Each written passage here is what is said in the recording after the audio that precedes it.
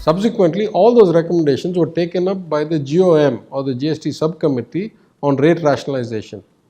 At that point, many discussions were held. Though Tamil Nadu is not a member, I am not a member, I sent in a written submission saying that we oppose this hike. At the end of the GOM's kind of discussions, they produced a summary report that had 56 recommendations for rate rationalization. Some increase, some lowering, some leveling, some duty inversion, tax inversion removal, etc. During the full GST Council meeting in Chandigarh, which lasted 1.5 days and had something like 20 agenda items, of which one of those items was this entire 56 item GOM recommendation report. It was offered to the GST Council to either agree in full or disagree in full to all 56 items rather than take each one up. There was simply not physical time to take those up for discussion.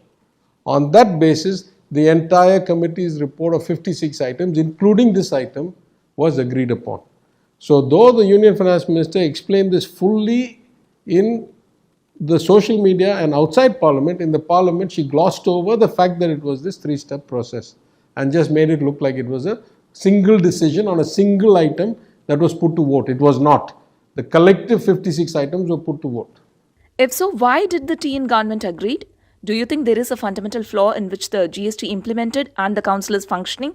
Look, I am the first critic of GST. I have said it from the beginning that it is a bad notion that in a country this big, that other than few select goods that require interstate transport and trade, it is not logical to have a GST system designed this way. Whatever the notion of philosophical problems, the actual design of implementation is even worse. That is to say, the model of GST we have with multiple rate structures and multiple exemptions and all that is the most complex GST model of the 140 countries that have some form of GST or VAT. Worse than that was the rush to implement it overnight and for dramatic effect hold a midnight session of Parliament and all that, and then found thousands of flaws in the system. Even worse than that is the way it operates.